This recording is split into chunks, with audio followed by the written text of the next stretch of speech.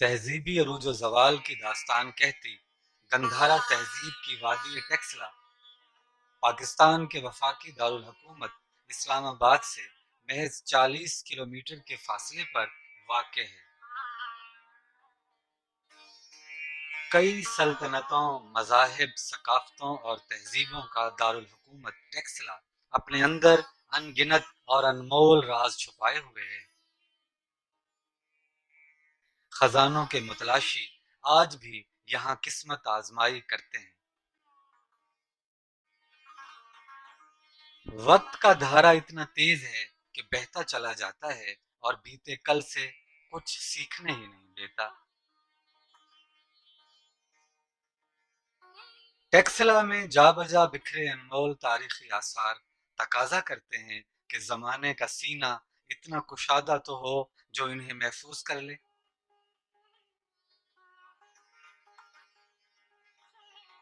ان ماضی کے مزاروں پر آج بھی بھولے بھٹکے پجاری اپنی عقیدت کے پھول نچھاور کرنے آ جاتے ہیں۔ 3100 قبل مسیح کے تمدن کی امین اس وادی کی جڑیں پاکستان کی تاریخ کے طول و عرض میں پھیلی اور پاکستانیت کی روح میں پیوست تھی۔ تاہم چھٹی صدی قبل مسیح میں ایران کی اخمینی حکومت کے زیر تصرف آنے کے بعد یہ خطہ ایک تسلسل کے ساتھ تاریخ کے اوراق پر نمایاں نظر آتا ہے۔ سن عیسوی کے آغاز میں گندھارا کا دارالحکومت ٹیکسلا تھا۔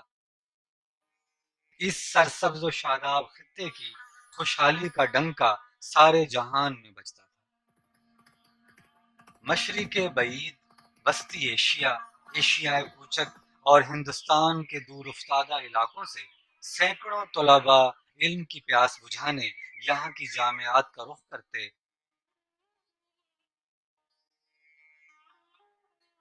جولیاں ان جامعات میں ایک نمایاں نام تھا۔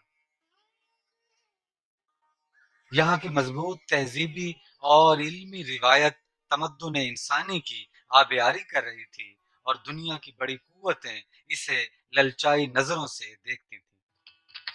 سن عیسوی کے پہلے ربع صدی میں بحیرہ خضر کے جنوب مشرق سے آنے والے پہلوی جنگجوؤں نے مقامی حکمران ایزز ثانی کو شکست دینے کے بعد ٹیکسلا کی راجدھانی پر قبضہ جما لیا اور گونڈو فیریز کی قیادت میں اس نے اپنی سلطنت کو دریائے سندھ کے ارد گرد مضبوط کر لیا۔ موجودہ کھنڈرات اور خرابے اسی دور کی شان و سطوت کے افسانے سناتے نظر آتے ہیں۔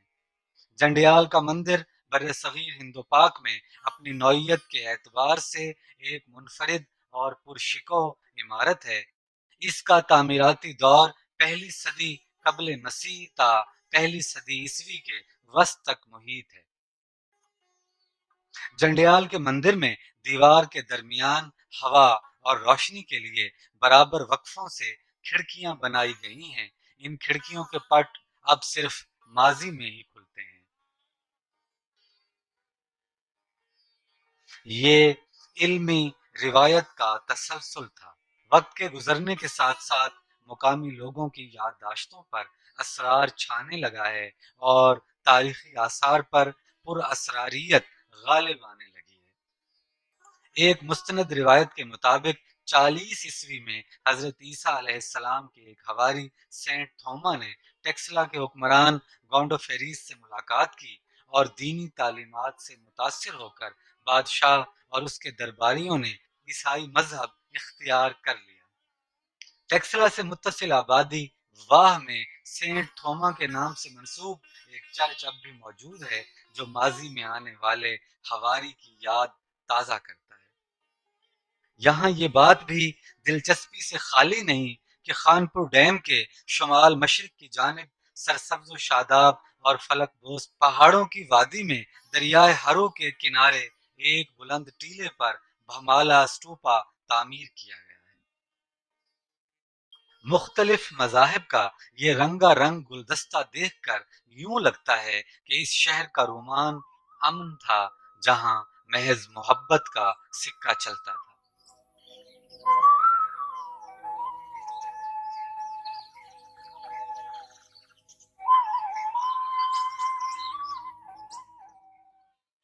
سرکب کے انتہائی جنوبی سرے پر کنال اسٹوپا نظر آتا ہے۔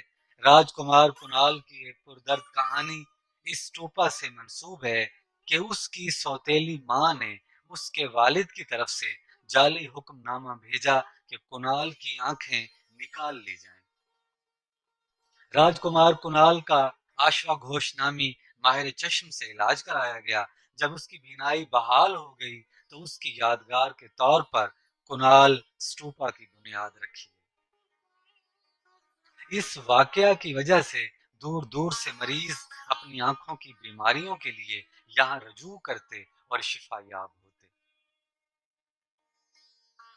صدیوں تک یہ رسم یوں ہی قائم رہی۔ آج بھی ٹیکسلا میں آنکھوں کا ایک بڑا ہسپتال مریضوں کے علاج کی شہرت رکھتا ہے۔ یقیناً اس کی جڑیں ماضی میں پیوست ہیں۔ سرکب کا شہر یونانیوں نے بسایا۔